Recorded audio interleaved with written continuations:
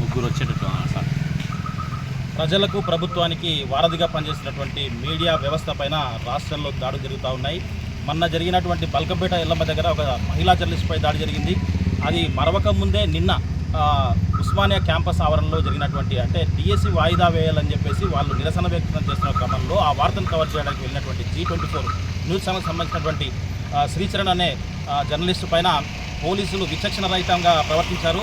తర్వాత బూతులు మాట్లాడుతూ తర్వాత అక్కడికి ఈడ్చుకెళ్ళి గల్లబట్టి ఈడ్చుకెళ్ళి అతను చెప్తున్న పరిస్థితి అంటే ఒళ్ళంతా కూడా అంటే బాగా పిడిగుద్దులు గుద్దినటువంటి పరిస్థితి. దీనిని నాగర్కర్నూలు జిల్లా కల్వకుర్తి జర్నలిస్టులంతా కూడా తీవ్రంగా ఖండిస్తున్నాం. ఈరోజు దానికి నిరసనగా కల్వకుర్తి నియోజకవర్గంలోని జర్నలిస్టులంతా కూడా మహబూబ్నగర్ చౌరస్తాలో తర్వాత నిరసన వ్యక్తం చేసి ఇక్కడ ఆర్డీఓ గారికి వినతిపత్రం అందజేయడం జరిగింది. మీడియా పైన అంటే అందరూ కాదు కొంతమంది పోలీసులు పనిగట్టుకొని చేసినట్టుగా నిన్నటి వార్త చూస్తే నిన్నటి విషయం చూస్తే మనకు అర్థమవుతూ ఉంది. అంటే వాళ్ళు మాట్లాడే విధానం అన్పార్లమెంట్ లాంగ్వేజ్ మాట్లాడుతూ ఎవరైనా ఉండొచ్చు అంటే శాటిలైట్ అనుకోలేదు మేము, లేదంటే మేము సోషల్ మీడియా అనుకున్నాము, అది కాదు. ఒక జర్నలిస్ట్ అన్నప్పుడు తర్వాత ఒక వ్యక్తికి కూడా స్వేచ్ఛ ఉంటుంది. ఆ వ్యక్తులను కూడా అన్పార్లమెంట్ మాట్లాడే అటువంటి హక్కు ఎవరికి కూడా లేదు.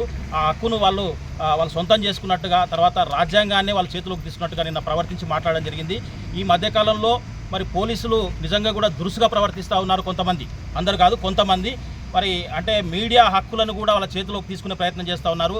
కొంతమంది ఇండైరెక్ట్గా బెదిరిస్తూ ఉన్నారు. కొంతమందిని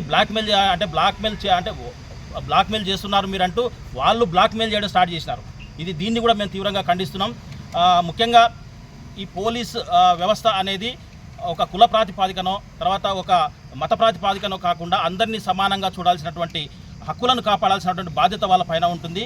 ఏ జర్నలిస్టుకు ఆపద వచ్చినా ఫస్ట్ మీకే పోలీసులకే ఫోన్ చేస్తారు. మరి మీరే ఇలాంటి అరాచకాలకు ఇలాంటి దాడులకు పాల్పడితే మరి ఎవరికి చెప్పాల్సిన పరిస్థితి ఉంటుంది.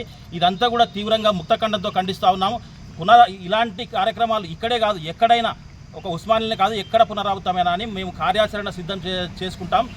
రాబోయే రోజుల్లో తెలంగాణ ఉద్యమానికన్నా మించి తరహాలో ఉద్యమిస్తాం. కాబట్టి ఎవరైతే అతి చేస్తూ ఉన్నారో వాళ్ళంతా కూడా జాగ్రత్తగా ఉండి మీడియా పట్ల స్నేహభావంతో మెలగాలని చెప్పేసి తర్వాత గుర్తించినట్టుగా కొంతమందిని వ్యవహరిస్తూ ఉన్నారు. కావాలని ఉద్దేశపూర్వకంగా ఇప్పుడు దొరికిండు వీడు అన్నట్టుగా ప్రవర్తిస్తూ ఉన్నారు. వాళ్ళకు మేము హెచ్చరిస్తూ ఉన్నాం. మా మీడియా ప్రతినిధుల తరఫున హెచ్చరిస్తూ ఉన్నాం. రాబోయే రోజుల్లో ఇలాంటి పునరావృతం అయితే తీవ్రమైనటువంటి తర్వాత ప్రతిఘటిస్తామని చెప్పేసి ఈ మీడియా ముఖంగా తెలుపుతున్నాం.